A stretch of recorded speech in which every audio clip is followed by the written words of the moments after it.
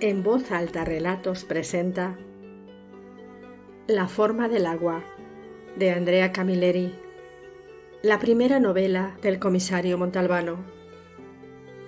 Cuarta y última parte. Capítulo 12. Nada más salir de la ducha, todavía desnudo y chorreando agua, se plantó delante del televisor. Las imágenes correspondían al funeral de Luparello, celebrado aquella mañana. El cámara sabía que las únicas personas capaces de conferir cierto dramatismo a la ceremonia, que por otra parte era similar a cualquier otra de las muchas y aburridas manifestaciones oficiales que solían celebrarse, eran las que integraban el trío viuda, hijo Estéfano y sobrino Giorgio. De vez en cuando y sin darse cuenta, la señora echaba nerviosamente la cabeza hacia atrás, como diciendo repetidamente que no. Con voz baja y compungida, el comentarista interpretaba aquel no como el gesto evidente de una criatura que, ante la certeza de la muerte, se negaba a aceptarla. Pero mientras el cámara concentraba en ella el teleobjetivo hasta conseguir captar su mirada, Montalbano vio confirmado en ella lo que la viuda le había confesado. En sus ojos solo había desprecio y aburrimiento. A su lado se sentaba el hijo, petrificado por el dolor, decía el comentarista. Pero la petrificación se debía tan solo a que el joven ingeniero estaba haciendo gala de una compostura rayana en la indiferencia. En cambio, Giorgio se movía como un árbol azotado por el viento.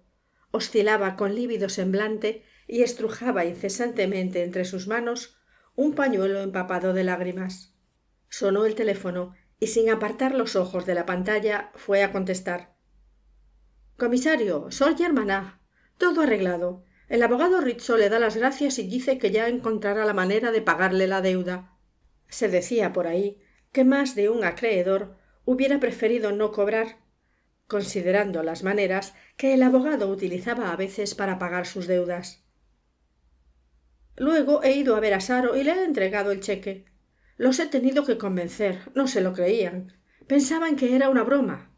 Después han empezado a besarme las manos. Excusaré contarle todo lo que Dios, según ellos, debería hacer por usted. El coche está en comisaría. ¿Qué hago? ¿Se lo llevo a casa? El comisario consultó el reloj. Faltaba algo más de una hora para su cita con Ingrid. Bueno, pero con calma. Basta con que estés aquí sobre las 9:30.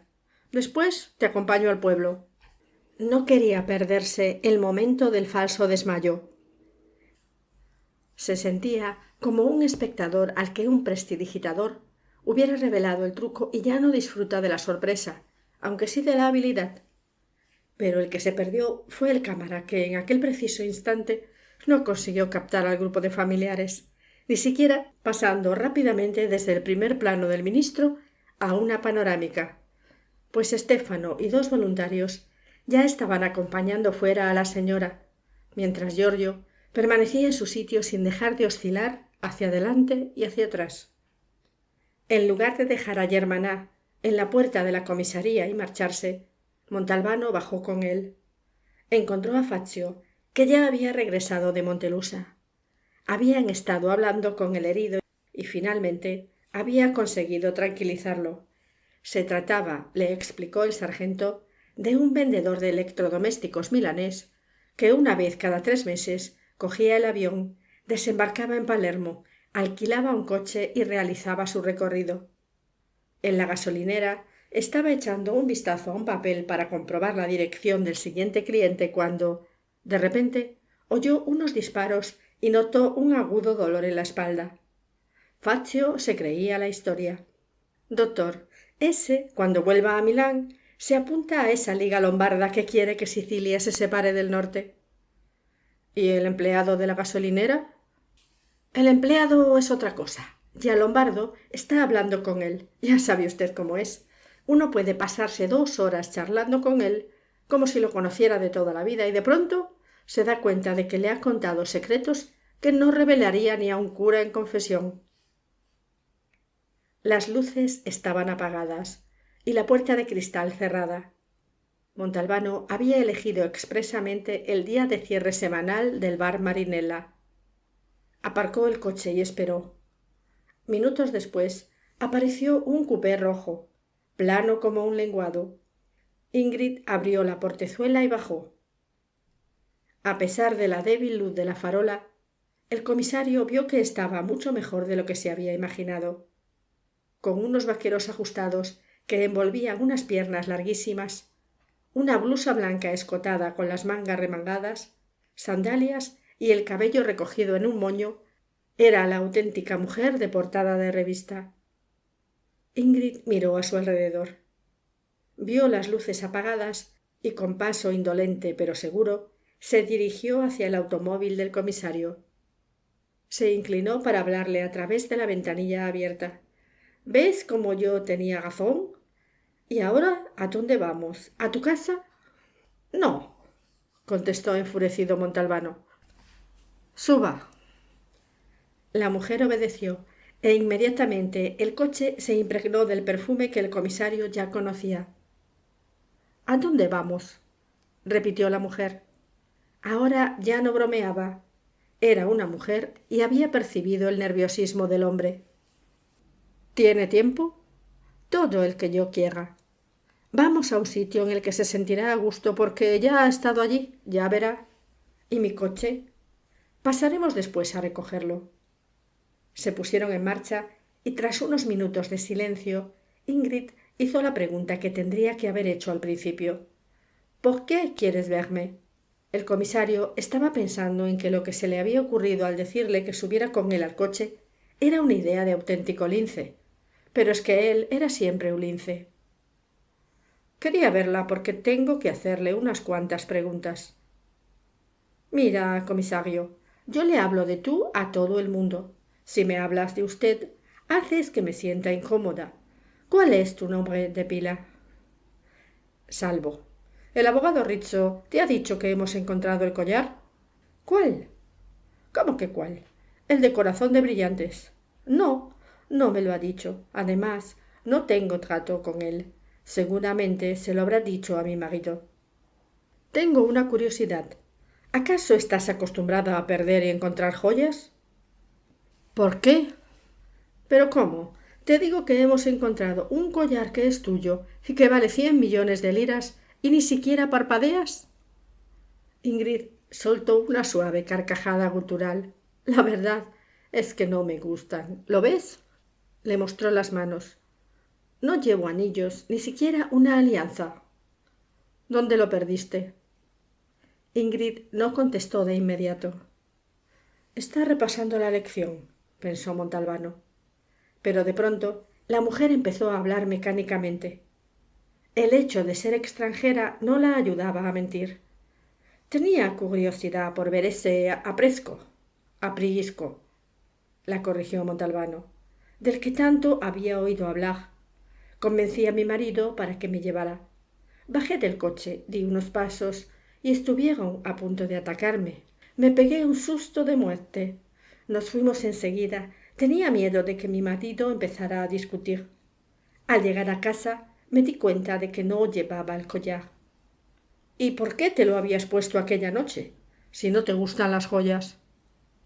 Ingrid titubeó. Lo llevaba porque aquella tarde había estado con una amiga que lo quería ver. Oye, dijo Montalbano, tengo que aclararte una cosa. Estoy hablando contigo como comisario, pero de manera oficiosa, ¿me explico? No. ¿Qué significa oficiosa? No conozco la palabra. Significa que todo lo que me digas quedará entre tú y yo. ¿Cómo es posible que tu marido haya elegido precisamente a Rizzo como abogado? ¿No tendría que haberlo hecho? No, por lo menos en buena lógica. Rizzo era el brazo derecho del ingeniero Luparello, es decir, el adversario político más importante de tu suegro. Por cierto, ¿tú conocías a Luparello? De vista. Rizzo es el abogado de Giacomo, desde siempre, y yo no entiendo una mierda de política. Se desperezó arqueando los brazos. Me estoy aburriendo. Lástima. Pensaba que el encuentro con un policía sería más emocionante. ¿Puedo saber a dónde vamos? ¿Falta mucho todavía? Ya estamos llegando, contestó Montalbano. En cuanto dejaron atrás la curva San Filipo, la mujer se puso ostensiblemente nerviosa. Miró 2 o 3 veces al comisario por el rabillo de ojo y le dijo en voz baja: «No parece que por aquí haya ningún bar». «Ya lo sé», contestó Montalbano, y aminorando la marcha, cogió el bolso bandolera que había dejado detrás del asiento del copiloto que ahora ocupaba Ingrid. «Quiero que veas una cosa». Lo depositó sobre sus rodillas. La mujer lo miró y pareció sorprenderse en serio. «¿Y cómo lo tienes tú?» «¿Es tuyo?» «Claro que es mío. Mira, aquí están mis iniciales». Al ver que no estaban las 2 letras, se quedó todavía más perpleja. «Se habrán caído», dijo en voz baja, pero no parecía muy convencida. Se estaba perdiendo en un laberinto de preguntas sin respuesta, y ahora era evidente que algo la estaba empezando a preocupar. «Tus iniciales aún están ahí. No puedes verlas porque estamos a oscuras. Las han arrancado, pero han quedado la huella en el cuero». «Pero, ¿por qué los han quitado? ¿Y quién?» Ahora en su voz se advertía una nota de angustia.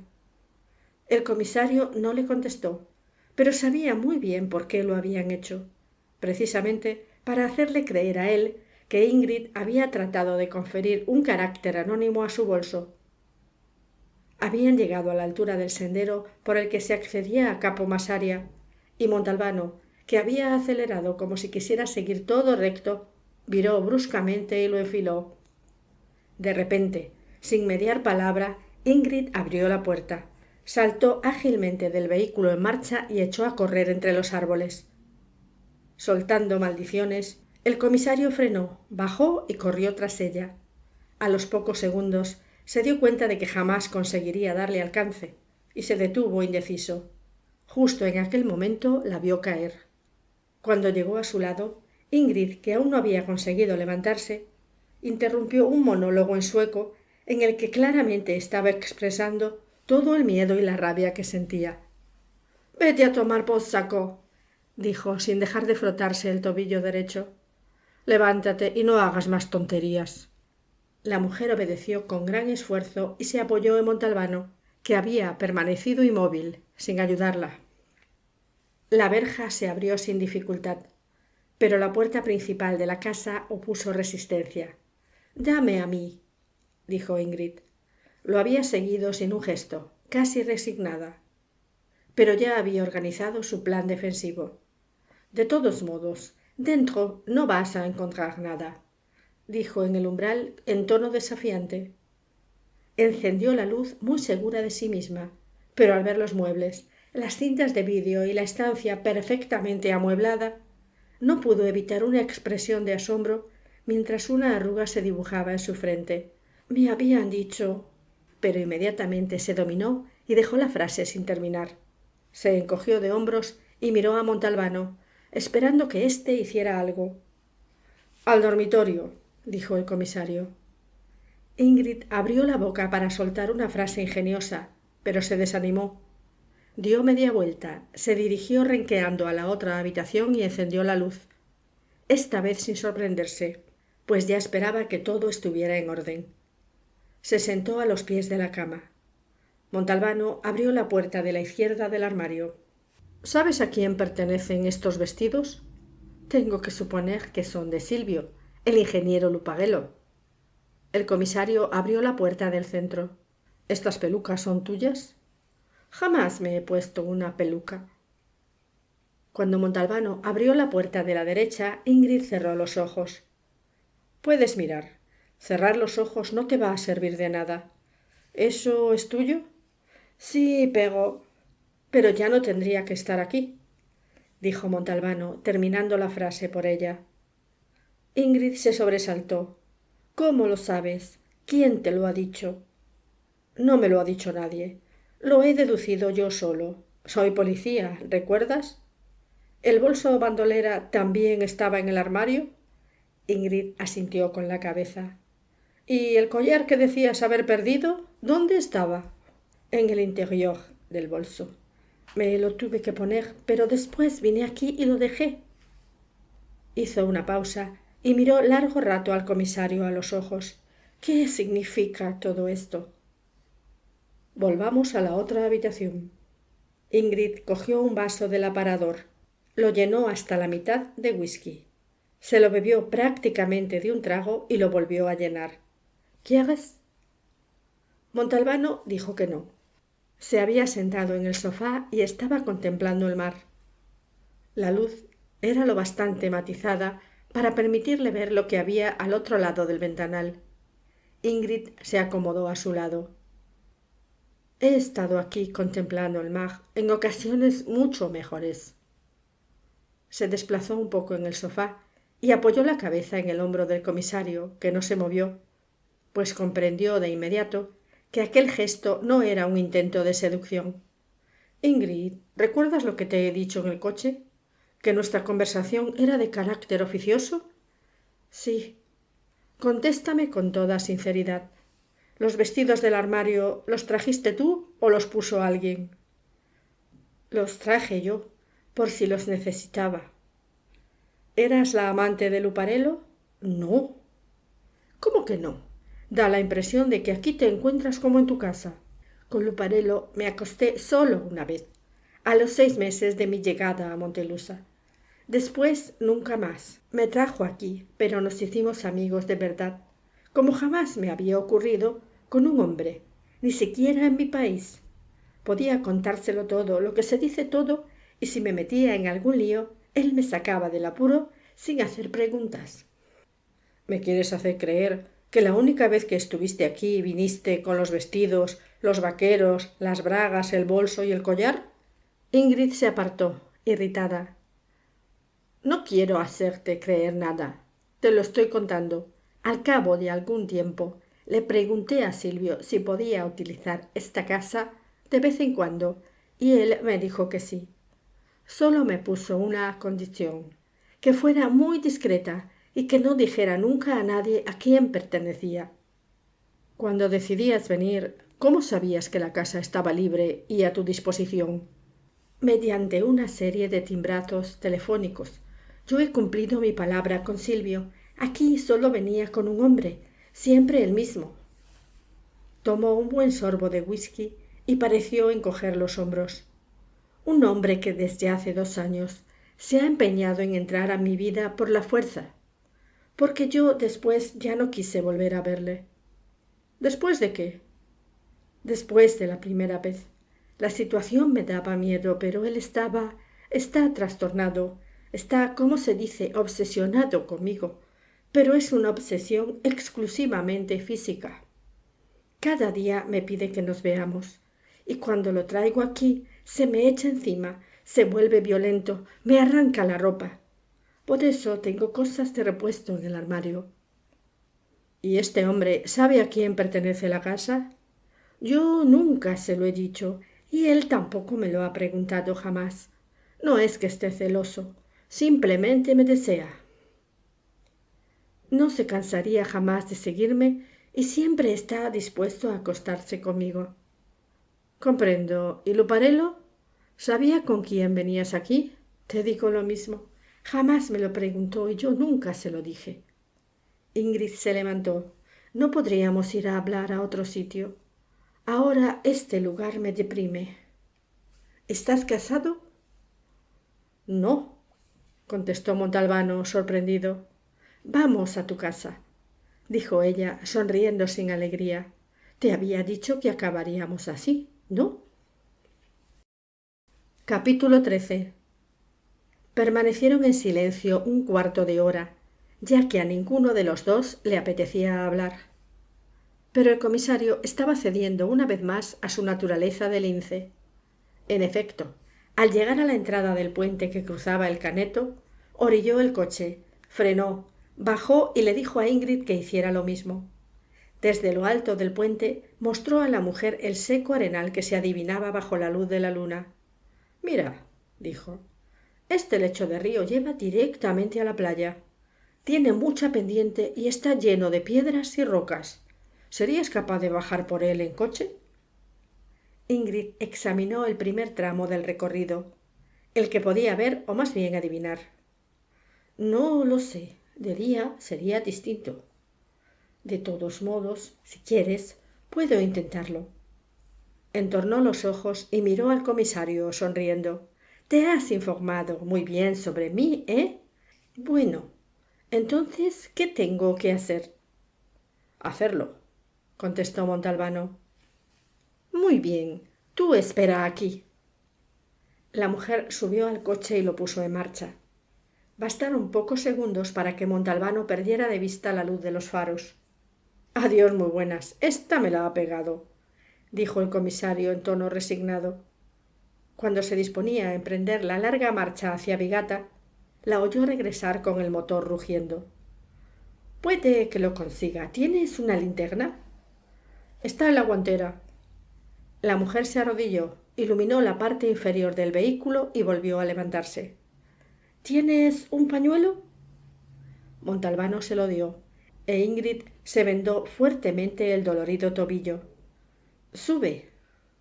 Dando marcha atrás, llegó al principio de un camino excavado en la tierra que iba de la carretera provincial hasta debajo del puente. Lo voy a intentar, comisario, pero recuerda que tengo un pie inutilizado. Ponte el cinturón. ¿Tengo que correr? Sí, pero lo importante es que lleguemos a la playa sanos y salvos.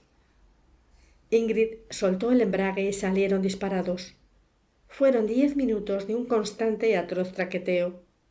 Hubo un momento en que Montalbano sintió como si su cabeza quisiera con toda su alma separarse del cuerpo y alejarse volando por la ventanilla.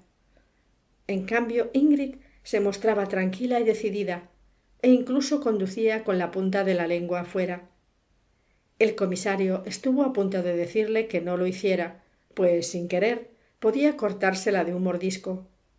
Cuando llegaron a la playa, Ingrid preguntó: ¿He superado el examen? Sus ojos brillaban en medio de la oscuridad. Estaba emocionada y contenta. Sí. Pues volvamos a hacerlo, pero esta vez cuesta arriba. Tú estás loca, ya es suficiente. Ingrid había hecho bien llamándolo examen, solo que el examen no había aclarado nada. Ingrid podía recorrer tranquilamente aquel camino, lo que era un tanto en su contra, pero por otro lado, ante la petición del comisario, no se había mostrado nerviosa, tan solo asombrada, y esto era un tanto a su favor. Y el hecho de que no hubiera estropeado nada del coche, ¿cómo se tenía que considerar? ¿Un detalle de signo positivo o negativo? Bueno, ¿qué? ¿Lo repetimos? Venga, hombre. Ha sido el único momento de la noche en que me he divertido. No, he dicho que no. Pues entonces conduce tú. A mí me duele mucho el pie. El comisario condujo por la orilla del mar y comprobó que el coche estaba en perfecto estado, que no había nada roto. Eres muy buena conductora. Mira, dijo Ingrid, hablando en tono muy serio, como una profesional, cualquiera puede bajar por esa pendiente. El mérito es conseguir que el coche llegue en las mismas condiciones en que estaba al principio, porque si al final te encuentras delante de una carretera asfaltada y no con una playa como esta, debes reducir rápidamente la marcha. No sé si me explico bien. Te explicas divinamente. En resumen, que el que llega a la playa con la suspensión rota es que no sabe conducir. Ya habían llegado a la Mándara. Montalbano giró a la derecha. ¿Ves aquellos matorrales tan grandes? Allí es donde encontraron a Luparello. Ingrid no dijo nada, ni siquiera mostró demasiada curiosidad. Recorrieron el sendero en el que aquella noche había muy poco movimiento y llegaron bajo el muro de la vieja fábrica. Aquí la mujer que estaba con Luparello perdió el collar y arrojó el bolso al otro lado del muro. ¿Mi bolso? Sí. No fui yo, murmuró Ingrid, y te juro que esta historia no entiendo ni torta. Al llegar a la casa de Montalbano, Ingrid fue incapaz de bajar del coche, por lo que el comisario tuvo que rodearle la cintura con un brazo mientras ella se apoyaba en su hombro. Una vez dentro, se sentó en la primera silla que encontró. «Jesús, ahora sí me duele». «Ve allí, quítate los pantalones para que te pueda vendar el tobillo».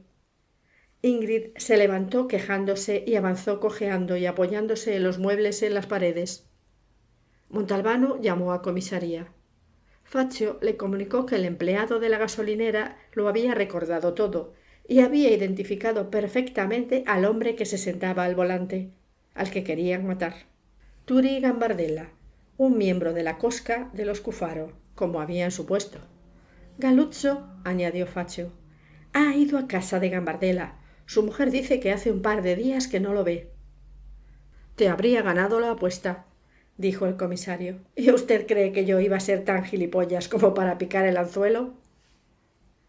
Montalbano oyó el rumor del agua procedente del cuarto de baño. Ingrid debía de ser de esa clase de mujeres que cuando ve una ducha no puede resistir el impulso de utilizarla. Marcó el número del móvil de Yeye. ¿Estás solo? ¿Puedes hablar? Solo sí, pero de hablar depende. Tengo que preguntarte un nombre. Es una información que no te compromete, ¿está claro? Pero quiero una respuesta exacta. ¿El nombre de quién? Montalbano se lo explicó, y Yeye no tuvo la menor dificultad para decirle un nombre e incluso añadir un apodo de propina. Ingrid se había tumbado en la cama y se había echado encima una toalla grande que la tapaba muy poco. Perdóname, pero no puedo estar de pie. De un estante del cuarto de baño, Montalbano cogió un tubo de pomada y un rollo de gasa. «Dame la pierna». El movimiento hizo que asomara la minúscula braguita y que un pecho digno del pincel de un pintor experto en mujeres mostrara también un pezón que pareció mirar a su alrededor como si le llamara la atención aquel ambiente desconocido. También esta vez Montalbano comprendió que en Ingrid no había el menor propósito de seducción y se lo agradeció. «Ya verás cómo dentro de poco te encuentras mejor», le dijo tras haberle aplicado la pomada al tobillo y habérselo vendado fuertemente con la gasa. Durante todo este tiempo Ingrid no le había quitado los ojos de encima. «¿Tienes whisky? Tráeme medio vaso, sin hielo». Era como si se conocieran de toda la vida. Tras entregarle el vaso, Montalbano acercó una silla y se sentó al lado de la cama. «¿Sabes una cosa, comisario?», dijo Ingrid, mirándolo con sus luminosos ojos verdes. «Eres el primer hombre auténtico que conozco desde hace 5 años». «¿Mejor que Luparello?» «Sí». «Gracias. Y ahora presta atención a mis preguntas». «Házmelas». Montalbano estaba a punto de abrir la boca cuando oyó sonar el timbre de la puerta. No esperaba a nadie y fue a abrir, perplejo.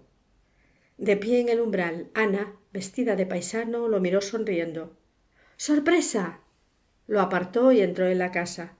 «Te agradezco el entusiasmo. ¿Dónde te has metido? En la comisaría me han dicho que estabas aquí. He venido y estaba todo a oscuras. He llamado por teléfono por lo menos 5 veces y nada, hasta que al final he visto la luz». Ana miró atentamente a Montalbano, que todavía no había abierto la boca. «¿Qué te pasa? ¿Te has vuelto mudo? Bueno, mira». Interrumpió la frase. A través de la puerta entreabierta del dormitorio, acababa de ver a Ingrid, semidesnuda, con un vaso en la mano. Primero palideció y después se ruborizó intensamente. «Perdonadme», musitó antes de salir a toda prisa. «Síguela», le gritó Ingrid a Montalbano. «Explícaselo todo. Yo ya me voy». Furioso, Montalbano propinó a la puerta un fuerte puntapié que hizo vibrar la pared, mientras el automóvil de Ana se alejaba, derrapando con la misma furia con la que él había cerrado la puerta. «No tengo por qué explicarle nada, coño». «¿Me voy?». Ingrid se había incorporado en la cama, dejando los triunfantes pechos fuera de la toalla. «No, pero cúbrete». «Perdona». Montalbano se quitó la chaqueta y la camisa, mantuvo un rato la cabeza bajo el agua del grifo de la bañera y volvió a sentarse al lado de la cama. Quiero que me cuentes muy bien la historia del collar. De acuerdo. El lunes pasado, a Giacomo, mi marido, lo despertó una llamada que no entendí, pues estaba muerta de sueño. Se vistió rápidamente y salió. Al cabo de 2 horas regresó y me preguntó dónde había ido a parar el collar, pues llevaba algún tiempo sin verlo por casa. Yo no podía decirle que estaba dentro de mi bolso, en casa de Silvio.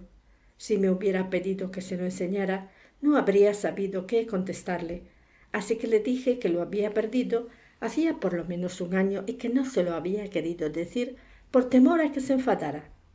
El collar valía un montón de dinero y por si fuera poco, me lo había regalado en Suecia. Entonces, Giacomo me hizo firmar un papel en blanco para el seguro, según me dijo. ¿Y la historia del aprisco cómo ocurrió? Ah, eso fue después.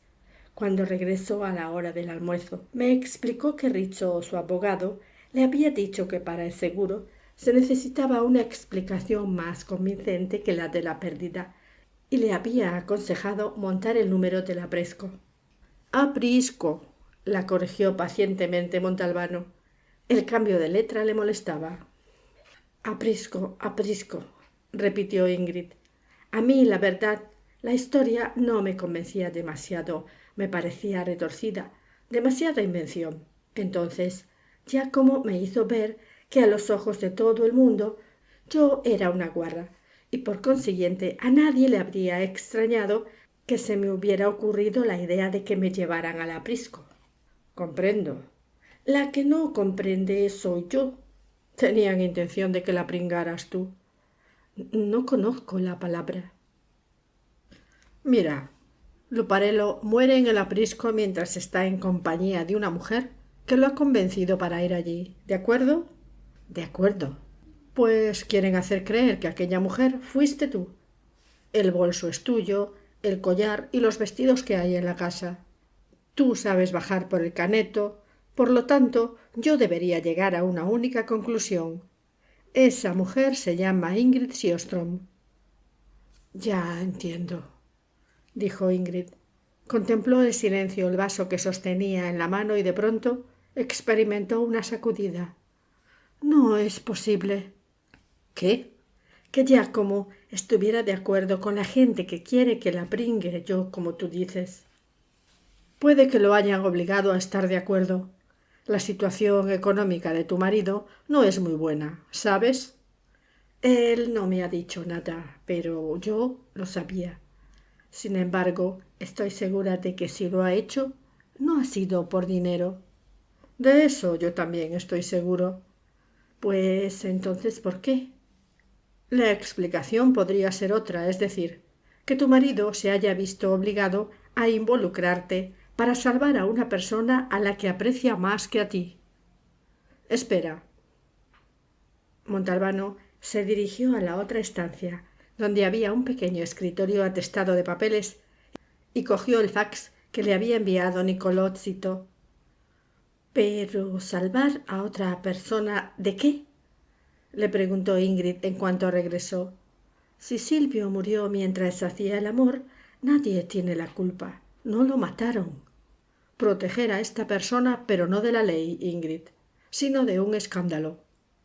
La mujer leyó el fax, primero con asombro y cada vez con mayor regocijo. Cuando llegó a la historia del club de polo, soltó una sincera carcajada. Después se entristeció. Dejó caer el papel sobre la cama e inclinó la cabeza hacia un lado. ¿Era él, tu suegro, el hombre al que llevabas al domicilio de soltero de Luparello? Para contestar, Ingrid tuvo que hacer un notable esfuerzo. Sí, y veo que en Montelusa hablan de ello a pesar de que yo he hecho todo lo posible por evitarlo. Es lo más desagradable que me ha sucedido en Sicilia en todo el tiempo que llevo aquí.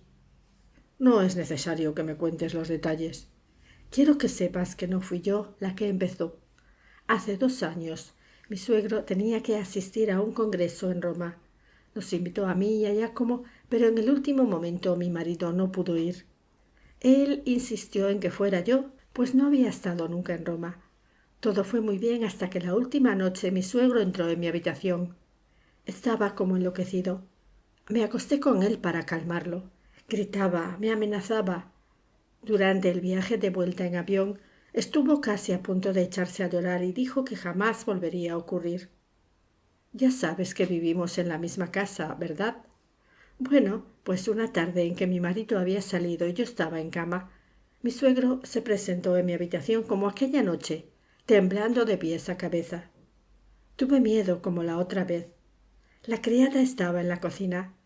Al día siguiente le dije a Giacomo que quería cambiar de casa.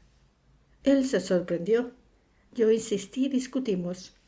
Volví a plantear el tema varias veces y cada vez me contestó que no. Desde su punto de vista él tenía razón. Entretanto, mi suegro insistía. Me besaba, me tocaba siempre que podía, a riesgo de que lo viera su mujer o Giacomo. Por eso le pedí a Silvio que me prestara de vez en cuando su casa. ¿Tu marido sospecha algo? No lo sé, no se me ha ocurrido pensarlo. Algunas veces me parece que sí, y otras me convenzo de que no. Una pregunta más, Ingrid. Al llegar a Capo Massaria, mientras abrías la puerta, me dijiste que de todos modos dentro no encontraría nada. Y cuando viste que dentro estaba todo como siempre, te llevaste una sorpresa. ¿Alguien te había asegurado que habían sacado todo lo que había en casa de Luparello? Sí, me lo había dicho Giacomo. Entonces, ¿tu marido lo sabía? Espera, no me líes. Cuando Giacomo me dijo lo que tendría que decir en caso de que me preguntaran los del seguro, o sea, que había estado con él en el aprisco, a mí me preocupaba otra cosa. El hecho de que una vez muerto Silvio, más tarde o más temprano, alguien descubriría la casita, donde estaban mis vestidos, mi bolso y otras cosas mías. ¿Quién crees que hubiera podido encontrarlos? Pues no sé, la policía, su familia. Entonces se lo conté todo a Giacomo, pero le mentí. No le dije nada de su padre. Le di a entender que allí me reunía con Silvio.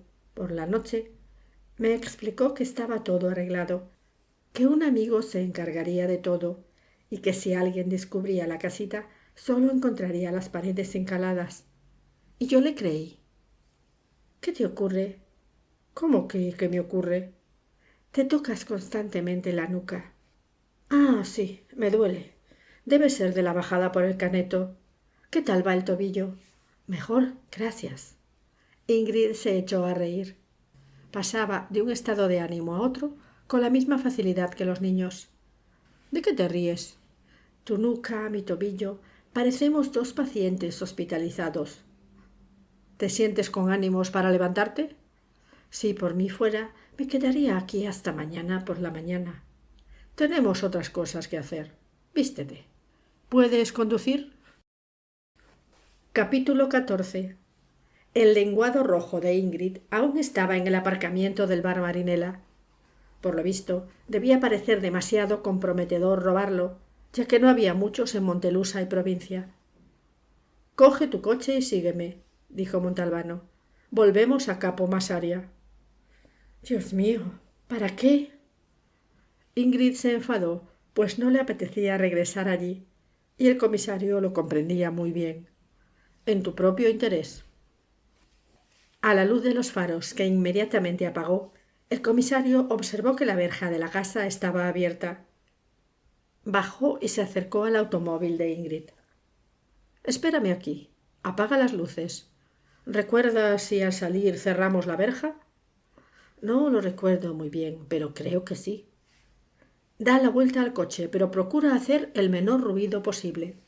La mujer realizó la maniobra. Ahora el morro del automóvil apuntaba hacia la carretera provincial. Escúchame bien. Voy a bajar. Tú quédate aquí y aguza el oído. Si me oyes gritar o ves algo raro, no pierdas el tiempo pensando. Ponte en marcha y vuelve a casa. ¿Crees que hay alguien dentro? No lo sé. Tú haz lo que te digo. Montalbano sacó de su coche el bolso bandolera y la pistola. Se alejó procurando pisar con cuidado y bajó por los peldaños. Esta vez la puerta de la casa se abrió sin ofrecer resistencia y sin ruido. Cruzó el umbral empuñando la pistola. El salón estaba débilmente iluminado por el reflejo del mar. Abrió de una patada la puerta del cuarto de baño, e hizo lo mismo con las demás, sintiéndose en clave cómica un héroe de ciertas películas americanas. En la casa no había nadie, y tampoco se veía la menor señal de que alguien hubiera estado. No tardó mucho en convencerse de que él mismo había olvidado cerrar la verja. Abrió el ventanal del salón y miró hacia abajo. En aquel lugar, Capomassaria se proyectaba hacia el mar como la proa de un barco, y el agua debía de ser muy profunda. Metió en el bolso unos cuantos cubiertos de plata y un pesado cenicero de cristal. Le dio vueltas por encima de la cabeza y lo arrojó lejos. No sería fácil que lo encontraran. Después sacó del armario del dormitorio todas las pertenencias de Ingrid. Salió y comprobó que la puerta de la casa estuviera bien cerrada. En cuanto apareció en lo alto de los peldaños, fue alcanzado por la luz de los faros del automóvil de Ingrid. Te había dicho que mantuvieras los faros apagados. ¿Y por qué le has dado nuevamente la vuelta al coche? Si hubiera habido problemas, no quería dejarte solo. Aquí tienes tus vestidos. Ella los cogió y los colocó en el asiento del copiloto. ¿Y el bolso? Lo he arrojado al mar. Ahora vuelve a casa. Ya no tienen nada con qué involucrarte. Ingrid bajó del coche, se acercó a Montalbano y le dio un abrazo. Permaneció un rato con la cabeza apoyada contra su pecho. Después, sin mirarlo, volvió a subir a su vehículo, lo puso en marcha y se fue. La entrada del puente del Caneto estaba casi bloqueada por un automóvil estacionado y un hombre que, con los codos apoyados en la capota, se cubría el rostro con las manos y se balanceaba levemente. —¿Pero qué es eso? —preguntó Montalbano, frenando. El hombre se volvió. Tenía la cara cubierta por la sangre que le emanaba de una enorme herida justo en el centro de la frente. —Un cabrón —contestó el hombre—. No entiendo. Explíquese mejor. Montalbano bajó del automóvil y se acercó a él. Yo circulaba tranquilamente cuando un hijo de puta, al adelantarme, por poco me echa de la carretera. Entonces, indignado, lo he perseguido tocando el claxon y con las luces largas. De repente, el tío ha frenado y se ha quedado atravesado en la carretera. Luego ha bajado del coche con algo en la mano. Yo estaba acojonado. Pensaba que era un arma. El tío se ha acercado a mi coche. Yo llevaba la ventanilla abierta y, sin decir palabra, me ha atizado fuertemente con el objeto, que entonces he visto que era una llave inglesa. —¿Necesita ayuda? —No, ya ha dejado de salir sangre. —¿Quiere poner una denuncia? No me haga reír. Me duele la cabeza. —¿Quiere que lo acompañe al hospital? ¿Quiere hacer el favor de ocuparse de sus asuntos? ¿Cuánto tiempo hacía que no dormía por la noche como Dios manda? Ahora experimentaba en la parte posterior del coco un dolor que no le daba tregua. No sentía alivio ni tendido boca arriba ni boca abajo. Daba igual. El dolor lo seguía acosando, sordo, molesto, sin punzadas agudas, lo cual puede que fuera peor. Encendió la luz. Eran las 4. En la mesilla de noche estaban todavía el tubo de pomada y el rollo de gasa que había utilizado con Ingrid. Los cogió y delante del espejo del cuarto de baño se aplicó un poco de pomada, pensando que quizá lo aliviaría. Después se vendó el cuello con la gasa y la fijó con un trozo de esparadrapo. Le pareció que el vendaje estaba demasiado apretado, pues le costaba mover la cabeza. Fue entonces cuando un cegador flash le estalló en el cerebro, oscureciendo incluso la luz del cuarto de baño. De pronto se vio convertido en un personaje de cómic que tenía ojos de rayos X, con los que podía ver incluso el interior de las cosas. En el instituto había un viejo cura que les daba clase de religión. «La verdad es luz», les dijo un día el cura. Montalbano era un alumno muy bromista que estudiaba poco y siempre se sentaba en la última fila. Eso quiere decir que si en una familia todos dicen la verdad, ahorran en el recibo de la luz. Aquel comentario en voz alta le había valido la expulsión de clase. Ahora, 30 y tantos años después, le pidió mentalmente perdón al viejo cura. —¡Qué mala cara tiene! —exclamó Faccio en cuanto lo vio entrar en la comisaría. —¿No se encuentra bien? —Déjame en paz —fue la respuesta de Montalbano. —¿Hay noticias de Gambardella? ¿Lo habéis encontrado? Nada, ha desaparecido. Yo ya me he hecho la idea de que lo vamos a encontrar en el campo, devorado por los perros. Algo en la voz del sargento intranquilizó a Montalbano, que lo conocía desde hacía muchos años. ¿Qué ocurre? Pues que Galo se ha tenido que ir a urgencias. Se ha hecho daño en el brazo. Nada serio. ¿Cómo ha sido? Con el vehículo de servicio. ¿Corría más de la cuenta? ¿Se ha pegado un trompazo? Sí. ¿Qué pasa? ¿Hace falta una comadrona para sacarte las palabras de la boca? Bueno, lo envié al mercado del pueblo porque se había producido una reyerta. Salió pitando, ya sabe usted cómo es. Ha derrapado y se la ha pegado contra un poste. El coche lo han remolcado a nuestro parque móvil de Montelusa y nos han dado otro. Dime la verdad, Faccio. ¿Nos habían rajado los neumáticos? Sí. ¿Y no los ha mirado primero, como le he aconsejado 1000 veces que haga? ¿No queréis comprender que rajarnos los neumáticos es el deporte nacional de esta mierda de país? Dile que hoy no se presente en el despacho, porque si lo veo, le parto el culo. Entró en su despacho y cerró de un portazo. Estaba furioso de verdad. Rebuscó en una caja de hojalata en la que guardaba toda clase de cosas, desde sellos hasta botones, y encontró la llave de la vieja fábrica. Se fue sin despedirse. Sentado en la viga podrida junto a la que había encontrado el bolso de Ingrid, contemplaba algo que la otra vez le había parecido un objeto indefinible, una especie de empalme para tubos, y que ahora podía identificar con toda claridad, un collarín anatómico, aparentemente nuevo, a pesar de que se veía que alguien lo había utilizado. Por una especie de sugestión, le volvió a doler la nuca. Se levantó, cogió el collarín, abandonó la vieja fábrica y regresó a comisaría. Comisario, soy Stefano Luparello. Dígame, ingeniero. El otro día le dije a mi primo Giorgio que usted quería verlo esta mañana a las 10. Pero justo hace 5 minutos que me ha llamado mi tía, su madre. No creo que Giorgio pueda ir, tal como era su intención. ¿Qué ha ocurrido? No lo sé muy bien, pero por lo visto se ha pasado toda la noche fuera de casa. Eso ha dicho mi tía. Ha regresado hace poco, sobre las 9, y su estado es lamentable. Perdone, ingeniero, pero me parece que su madre me dijo que el chico vivía con ustedes. Sí, pero solo hasta la muerte de mi padre. Después se fue a su casa. En la nuestra, sin papá, se sentía incómodo. En cualquier caso, mi tía ha llamado al médico y éste le ha inyectado un sedante. Ahora duerme como un tronco. A mí me da pena, ¿sabe? Puede que estuviera demasiado apegado a papá. Comprendo.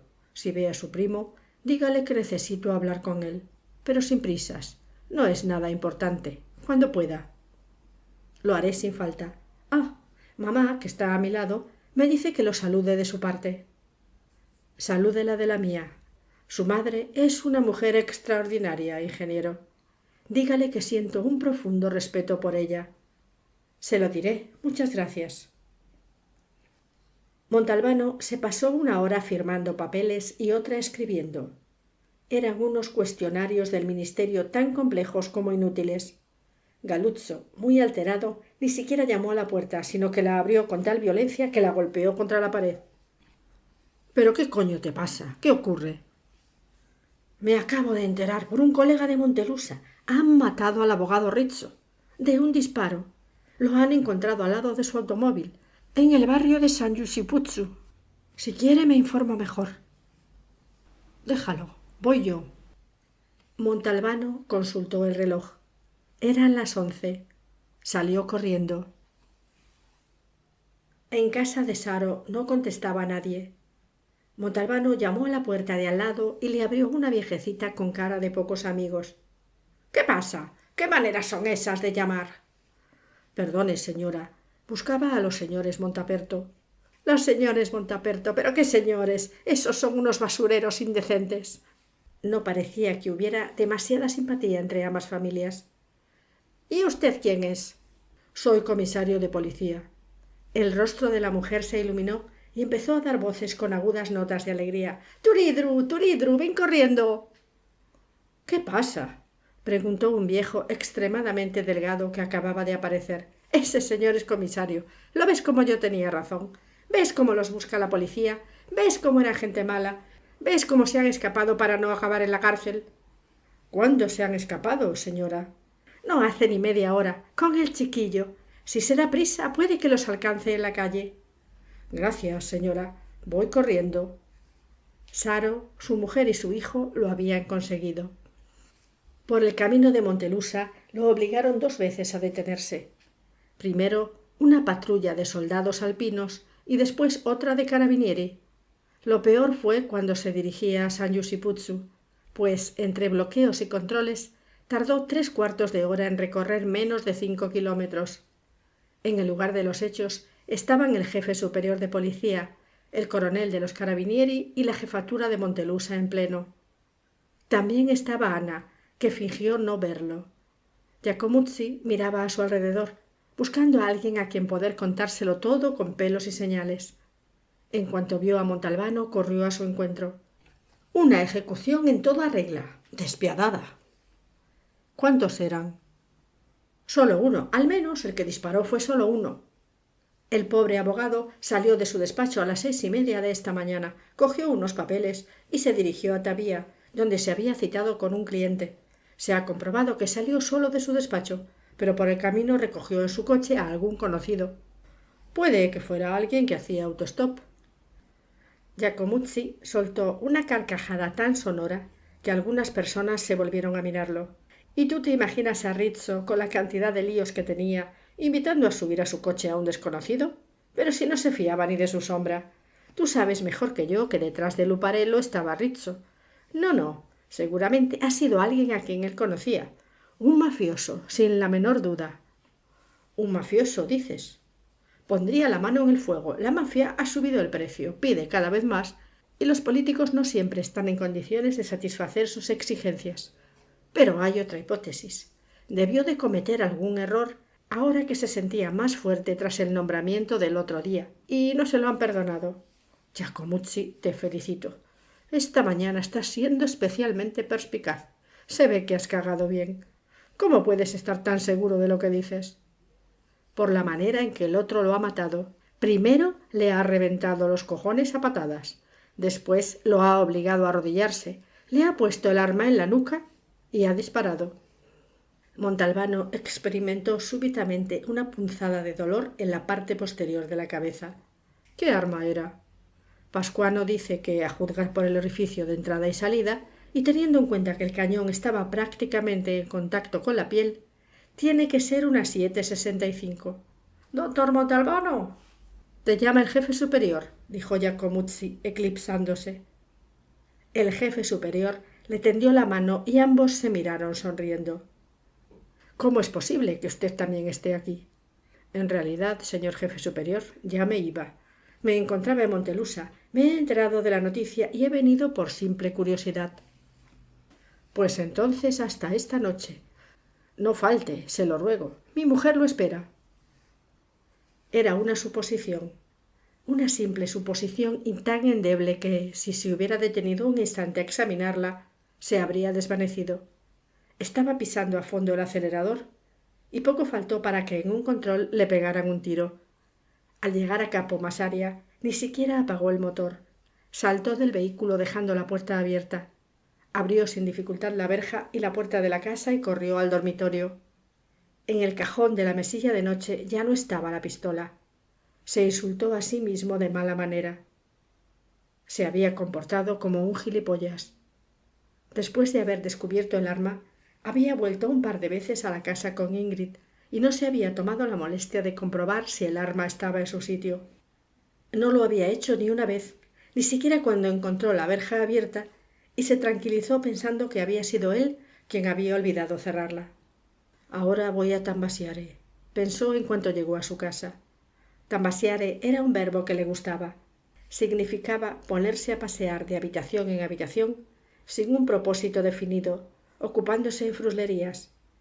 Y eso fue lo que hizo. Colocó los libros en su sitio, ordenó el escritorio, enderezó un dibujo de la pared, limpió los quemadores de la cocina de gas. Tambasiaba. No tenía apetito. No había ido a comer al restaurante y ni siquiera había abierto el frigorífico para ver qué le había preparado Adelina. Al entrar, como de costumbre, había encendido el televisor.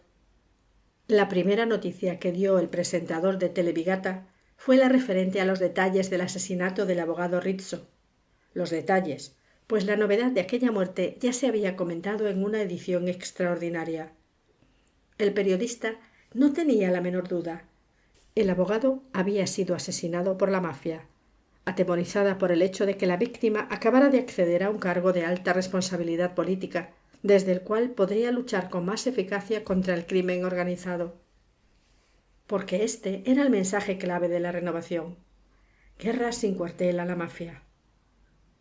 Nicolò Zito, que acababa de regresar precipitadamente a Montelusa, también hablaba de la mafia en Retelíbera, pero de una manera tan retorcida que nadie entendía nada de lo que decía.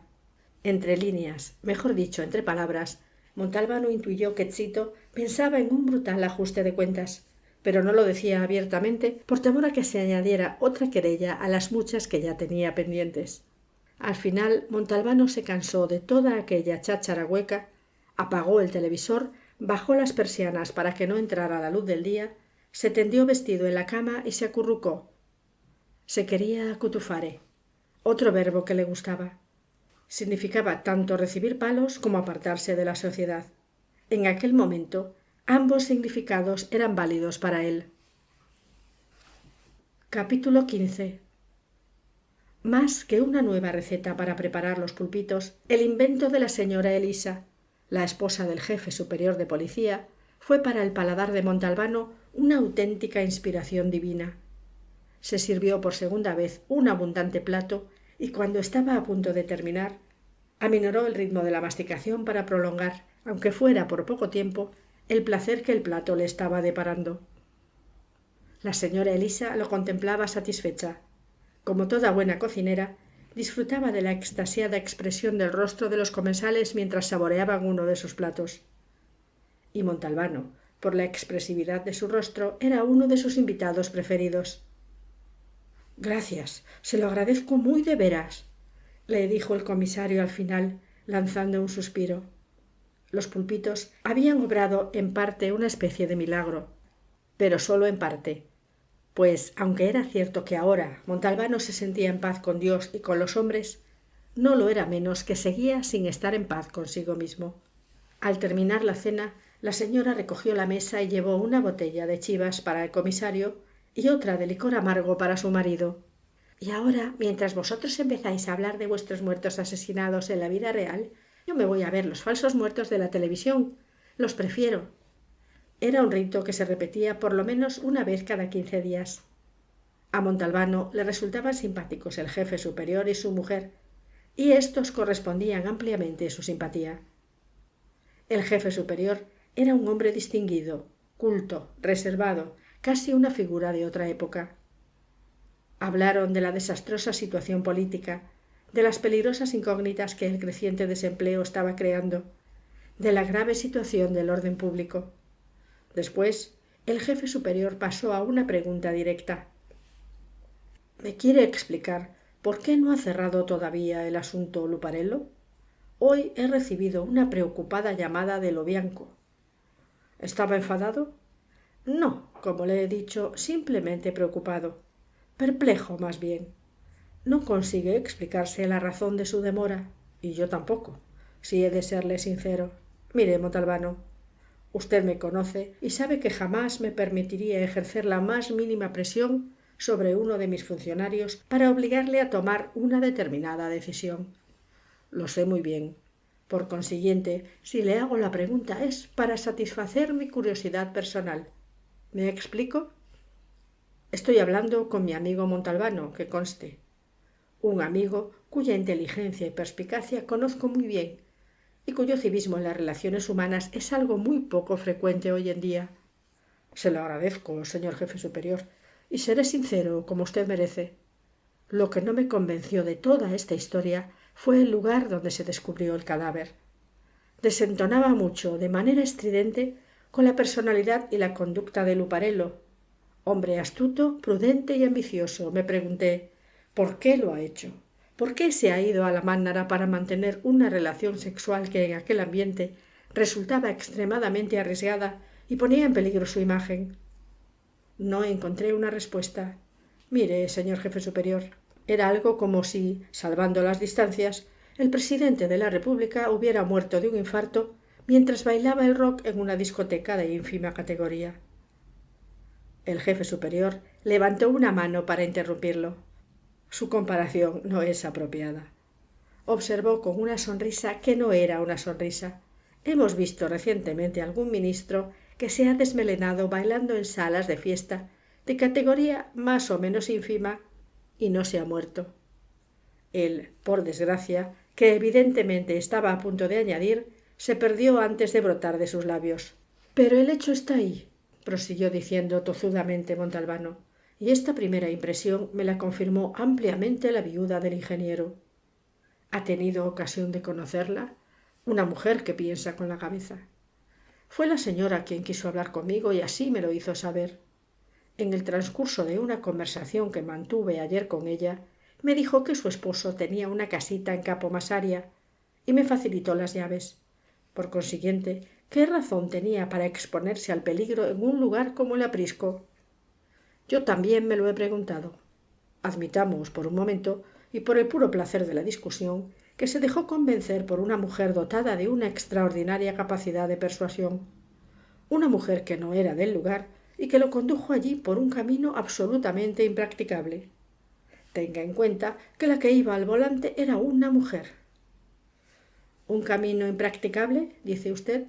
Sí, no solo tengo testimonios muy precisos al respecto, sino que dicho camino se lo hice recorrer a mi sargento y yo mismo también lo he recorrido. El vehículo atravesó incluso el lecho seco del río Caneto y la suspensión se rompió. En cuanto el vehículo se detiene, prácticamente empotrado en un matorral de gran tamaño, la mujer se coloca encima del hombre que tiene a su lado y empiezan a hacer el amor. Durante el acto, el ingeniero sufre la indisposición que lo lleva a la muerte. Sin embargo, la mujer no grita ni pide socorro. Con terrorífica frialdad desciende del automóvil, recorre muy despacio el sendero que conduce a la carretera provincial, sube a un automóvil que se acerca y se larga. No cabe duda de que todo es muy raro. ¿La mujer hizo autostop? Ha dado usted en el clavo. Parece ser que no, y tengo un testimonio al respecto. El vehículo al que subió llegó a toda prisa, incluso con la puerta abierta. El conductor sabía a quién encontraría y que debía recogerla sin pérdida de tiempo. Perdone, comisario, pero todos estos testimonios los ha incluido en un acta. No, no había motivo para que lo hiciera. Verá, hay un hecho indudable. El ingeniero murió por causas naturales. Oficialmente, no tengo ningún motivo para abrir una investigación. Ya, pero si ocurrió lo que usted dice, se podría investigar, por ejemplo, la omisión del deber de socorro. Convendrá usted conmigo en que eso es una bobada. Sí. Bien, llegado a este punto, la señora Luparello me hizo observar un detalle fundamental, y es el de que su marido, ya muerto, llevaba los calzoncillos puestos del revés. Espere, dijo el jefe superior. Vayamos con calma. ¿Cómo podía saber la señora que su marido llevaba los calzoncillos al revés? En caso de que efectivamente los llevara así. Que yo sepa, la señora no estuvo en el lugar de los hechos y no estaba presente cuando los de la científica tomaron las muestras. Montalbano se preocupó. Había hablado impulsivamente, sin tener en cuenta la necesidad de mantener al margen a Giacomuzzi, pues era éste quien había entregado las fotografías a la señora. Pero ya no podía salir del atolladero. La señora tenía en su poder las fotografías tomadas por los de la científica. No sé cómo las consiguió. Puede que yo sí lo sepa, dijo el jefe superior en tono enojado. Las examinó atentamente con una lupa. Me las mostró y era cierto. Y sobre la base de esta circunstancia, ¿la señora se formó una opinión? Pues sí. Ella parte de la premisa de que si en el momento de vestirse su marido se hubiera puesto los calzoncillos al revés, inevitablemente se habría dado cuenta a lo largo del día, pues tenía que ir al lavabo varias veces porque tomaba diuréticos. Por consiguiente, partiendo de esta hipótesis, la señora cree que el ingeniero, sorprendido en una situación cuanto menos embarazosa, se vio obligado a vestirse rápidamente y dirigirse al aprisco. Allí, según ella, lo comprometerían de manera irreparable, por lo menos hasta el extremo de obligarlo a abandonar la política. A este respecto hay algo más. No me oculte ningún detalle.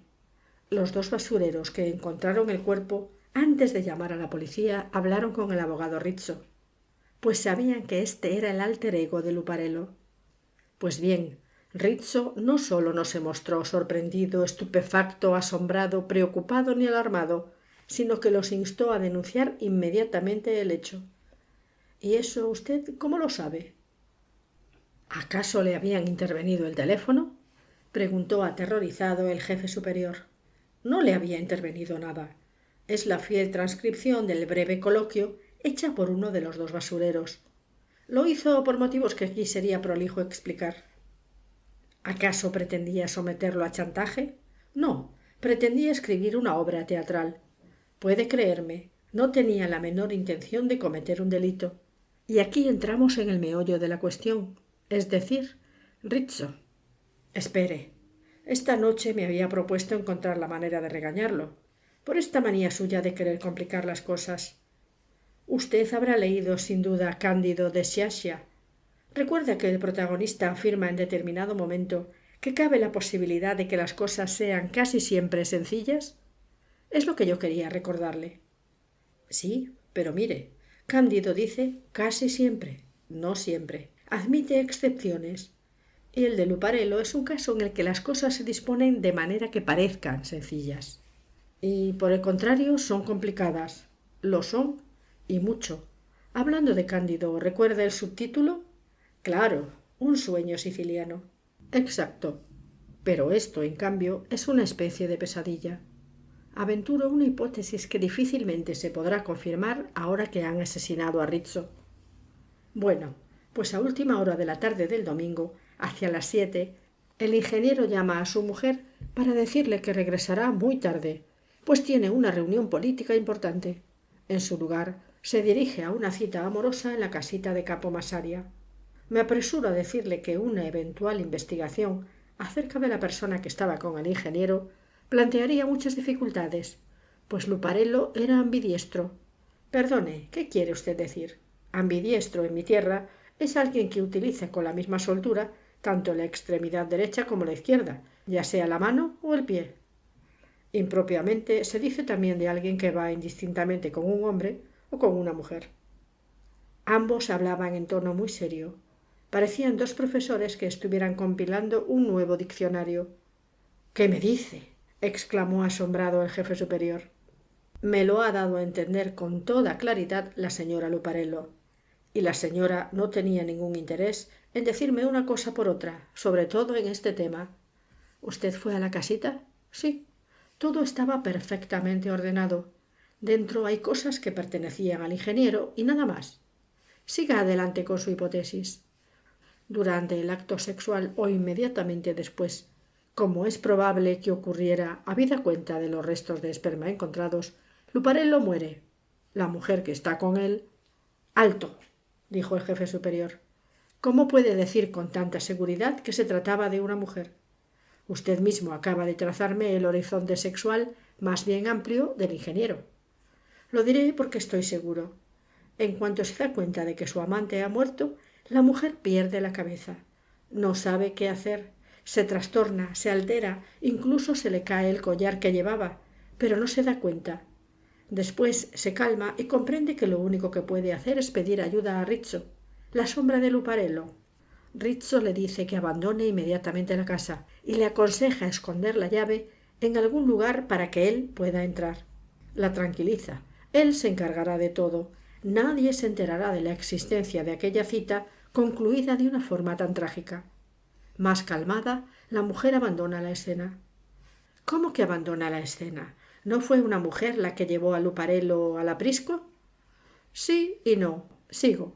Rizzo se dirige a toda prisa a Capo Masaria, viste precipitadamente el cadáver, pues tiene intención de sacarlo de allí para que lo encuentren en algún lugar menos comprometedor. Pero en aquel momento Ve el collar en el suelo y descubre en el interior del armario los vestidos de la mujer que lo ha llamado. Comprende entonces que aquel puede ser su día de suerte. ¿En qué sentido? En el sentido de que está en condiciones de poner a todo el mundo con la espalda contra la pared, tanto a los amigos políticos como a los enemigos, y convertirse en el número 1 del partido. La mujer que lo ha llamado es Ingrid Sjöström, una sueca casada con el hijo del doctor Cardamone, el sucesor natural de Luparello, un hombre que de ninguna manera querrá repartirse nada con Rizzo. Ahora bien, como usted comprenderá, una cosa es una llamada telefónica y otra muy distinta la demostración palpable de que la Sjöström era la amante de Luparello. Pero hay que hacer algo más. Rizzo comprende que los que se abalanzarán sobre la herencia política de Luparello serán sus camaradas políticos, afines a él, por lo que, para poder eliminarlos, ha de colocarlos en la situación de avergonzarse de enarbolar la bandera de Luparello.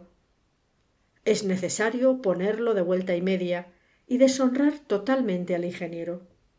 Se le ocurre la fabulosa idea de dejarlo en la Mánnara. Y ya que estaba, ¿por qué no hacer creer que la mujer que quiso ir al aprisco con él fue precisamente Ingrid Sjöström, extranjera, de costumbres en modo alguno monacales, en busca de sensaciones estimulantes? Si el montaje da resultado, Cardamone estará en sus manos. Telefonea a 2 de sus hombres, los cuales sabemos, sin poder demostrarlo, que son los encargados de los trabajos sucios. Uno de ellos se llama Angelo Nicotra, un homosexual más conocido en su ambiente como Marilyn. ¿Y cómo se las arregló para averiguar incluso su nombre? Me lo dijo un confidente que me merece absoluta confianza. Somos amigos, en cierto modo. Yeye, su antiguo compañero de escuela. Montalbano miró boquiabierto de asombro al jefe superior. ¿Por qué me mira así? Yo también soy un lince. Siga. Cuando llegan los hombres, Rizzo hace que Marilyn se vista de mujer, le ordena que se ponga el collar y le dice que lleve el cadáver a la Mánnara a través de un camino impracticable, nada menos que el lecho seco de un río. ¿Qué se proponía con ello? Conseguir una nueva prueba contra la Sjöström, que es una campeona automovilística y puede recorrer ese camino. ¿Estás seguro? Sí. Yo estaba en el coche con ella cuando le hice recorrer el lecho del río. «Dios mío», exclamó el jefe superior, en tono quejumbroso, «¿la obligó a hacerlo?» «De ninguna manera. Ella estaba totalmente de acuerdo». «¿Me quiere decir a cuántas personas ha utilizado? ¿Se da cuenta de que está jugando con material explosivo?» «Todo se reduce a una pompa de jabón. No se preocupe». Mientras los dos se van con el muerto, Rizzo, que ha cogido las llaves de Luparello, regresa a Montelusa y se apodera sin ninguna dificultad de los documentos reservados del ingeniero que más le interesan. Mientras tanto, Marilyn cumple a la perfección lo que se le ha mandado. Baja del coche tras haber simulado el acto sexual, se aleja y, a la altura de una vieja fábrica abandonada, esconde el collar junto a un matorral y arroja el bolso al otro lado del muro. ¿A qué bolso se refiere? Pertenece a la Sjöström, lleva incluso sus iniciales. Lo encontró casualmente en la casita y pensó que podría serle útil. Explíqueme cómo ha llegado a todas estas conclusiones. Mire, Rizzo ha estado jugando con una carta descubierta, el collar, y con otra cubierta, el bolso. El hallazgo del collar, cualquiera que sea la forma en que se produzca, demuestra que Ingrid estaba en el aprisco en el mismo momento en que moría Luparello. Si por casualidad alguien se guarda el collar en el bolsillo y no dice nada, él podrá seguir jugando la carta del bolso. Pero desde su punto de vista tuvo suerte, pues el collar fue encontrado por uno de los 2 basureros que me lo entregó. Él justifica el hallazgo con una excusa que en el fondo es plausible, pero entretanto ha conseguido establecer el triángulo Sjöström-Luparello-Aprisco. Sin embargo, resulta que el bolso lo encontré yo sobre la base de la discrepancia entre 2 testimonios. El que sostenía que la mujer, cuando bajó del automóvil del ingeniero, llevaba en la mano un bolso que ya no tenía, como mantiene el otro, cuando subió al coche que la recogió en la carretera provincial. Resumiendo, los 2 hombres regresan a la casita, lo ordenan todo y le devuelven las llaves. Con las primeras luces del alba, Rizzo llama a Cardamone y empieza a jugar bien sus cartas. Sí, desde luego, pero también empieza a jugarse la vida. Esa ya es otra cuestión, en caso de que lo sea, dijo Montalbano. El jefe superior lo miró alarmado. ¿Qué quiere decir? ¿Qué demonios está pensando? Simplemente que de toda esta historia el único que sale bien librado es Cardamone. ¿No le parece que el asesinato de Rizzo ha sido para él absolutamente providencial? El jefe superior reaccionó de inmediato y no se supo si hablaba en serio o en broma. Mire, Montalbano, no me venga con ideas geniales. Deje en paz a Cardamone, que es un caballero incapaz de matar una mosca. Era solo una broma, señor jefe superior. Si me está permitido preguntarlo, ¿qué novedades ha habido en la investigación? ¿Qué novedades quiere usted que haya? Usted ya sabe la clase de hombre que era Rizzo. De 10 personas que conocía, honradas o no, 8 entre las honradas y las que no, deseaban su muerte. Una jungla, un bosque de posibles asesinos directos e indirectos, querido amigo. Le diré que su historia resulta en cierto modo verosímil solo para quienes saben de qué pasta estaba hecho el abogado Rizzo. Tomó un vasito de licor amargo y se lo bebió a pequeños sorbos. Usted me fascina. El suyo es un elevado ejercicio de inteligencia. A veces me parece usted un equilibrista que se mueve en la cuerda floja y sin red de protección. Porque, hablando con toda franqueza, bajo su razonamiento no hay más que el vacío. No tiene ninguna prueba de todo lo que me ha dicho. Todo podría interpretarse de otra manera y un buen abogado sabría desmontar sin demasiado esfuerzo sus deducciones. Lo sé. ¿Qué piensa hacer? Mañana por la mañana le diré a lo Bianco que, si quiere archivarlo, no hay ningún inconveniente. Capítulo 16. Montalbano, soy Mimi Augello. ¿Te he despertado? Perdóname, pero es para tranquilizarte. He regresado a la base. ¿Tú cuándo sales? Cojo el avión en Palermo a las 3, lo que quiere decir que tendré que salir de Vigata sobre las 12:30, inmediatamente después de comer. Pues entonces ya no nos veremos, porque pensaba ir al despacho un poco más tarde. ¿Hay alguna novedad? Te las contará Fazio. ¿Cuántos días piensas estar fuera? Hasta el jueves inclusive. Pásalo bien y descansa. Fazio tiene tu número de Génova, ¿verdad? Si hay algo gordo te llamo. El subcomisario Mimí Augello había regresado puntualmente de sus vacaciones y él podía irse tranquilo, pues Augello era muy competente.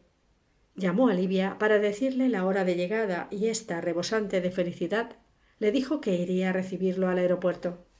Al llegar al despacho, Fazio le comunicó que los obreros de la fábrica de sal, todos ellos en situación de movilidad laboral, piadoso eufemismo para decir que habían sido despedidos, habían ocupado la estación. Sus mujeres, tendidas sobre las vías, impedían el paso de los trenes. Los carabinieri ya se habían desplazado al lugar.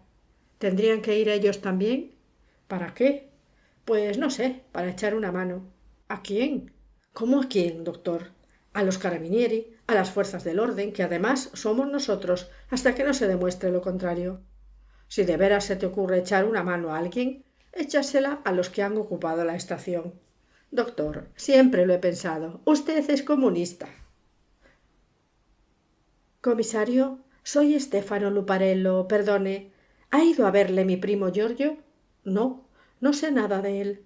En casa estamos muy preocupados. En cuanto se ha recuperado del sedante, ha salido y ha vuelto a desaparecer. Mamá quisiera su opinión. ¿Cree usted que deberíamos ir a jefatura para que se ordene su búsqueda? No. Dígale a su madre que no me parece oportuno. Giorgio volverá a aparecer. Dígale que esté tranquila. De todos modos, si tuviera alguna noticia, le ruego que nos la haga saber. Será muy difícil, ingeniero, porque estoy a punto de irme unos días de vacaciones. Regreso el viernes.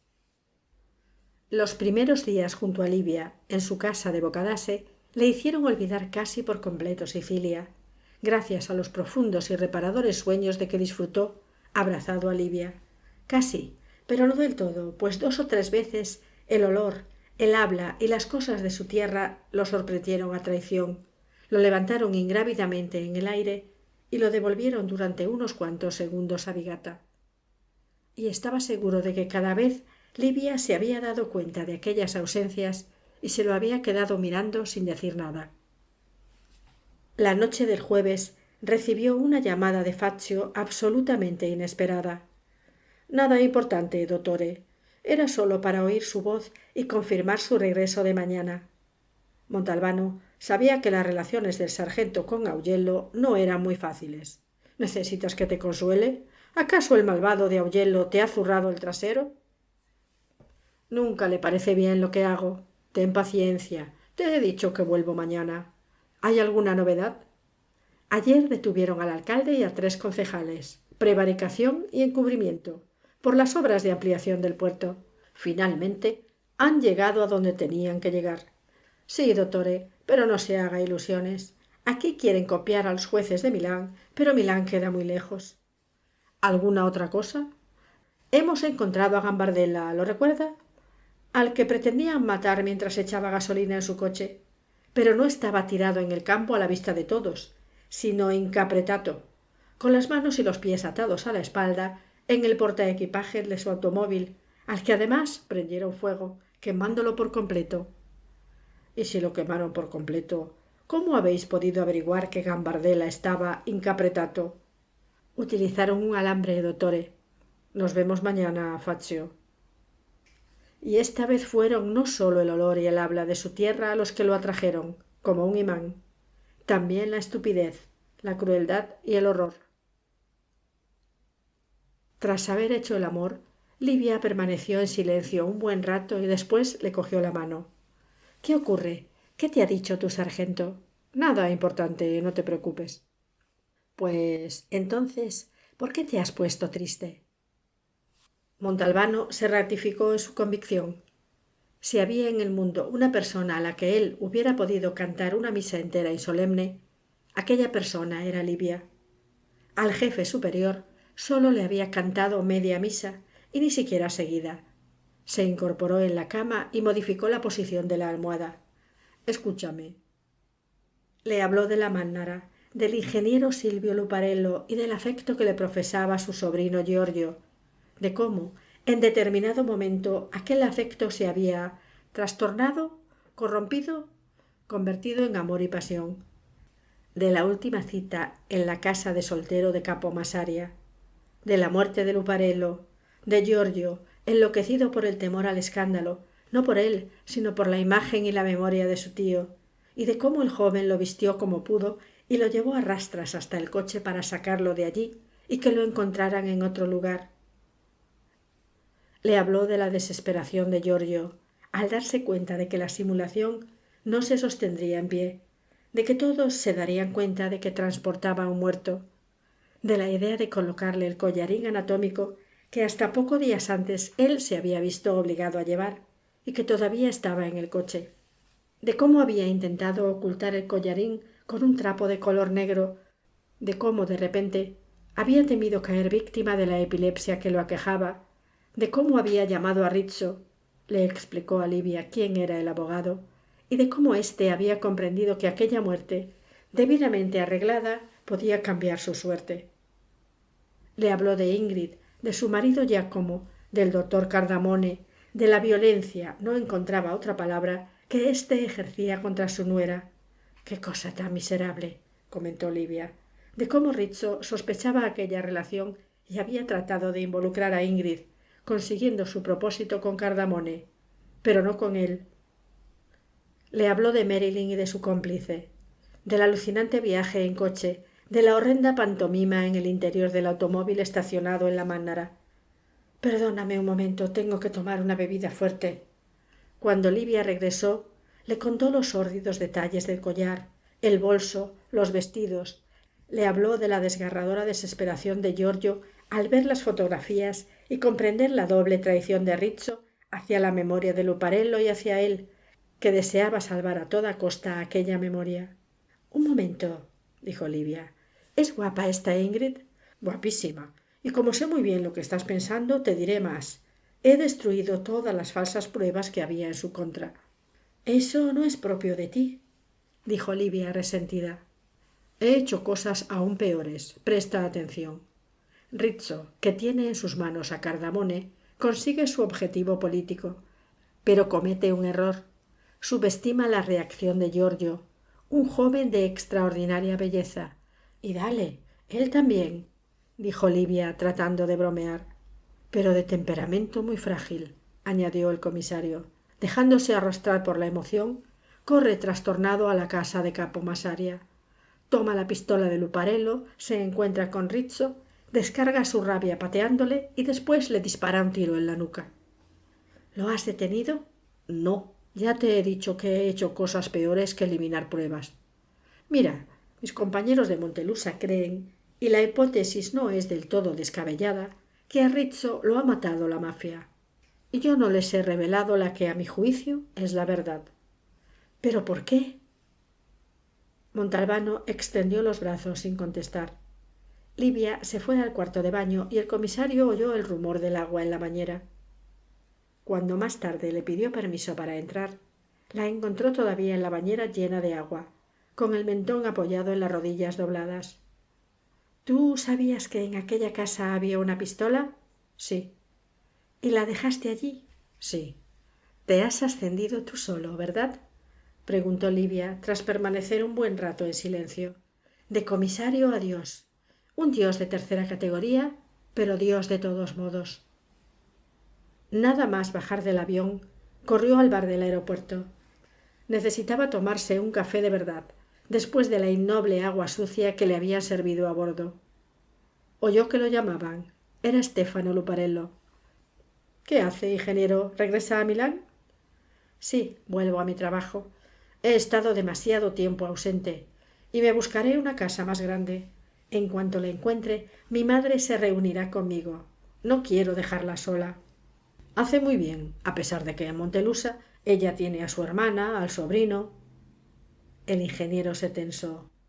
¿Entonces no lo sabe? ¿Qué? Giorgio ha muerto. Montalbano dejó la taza. La sacudida le había hecho derramar el café. ¿Cómo ha sido?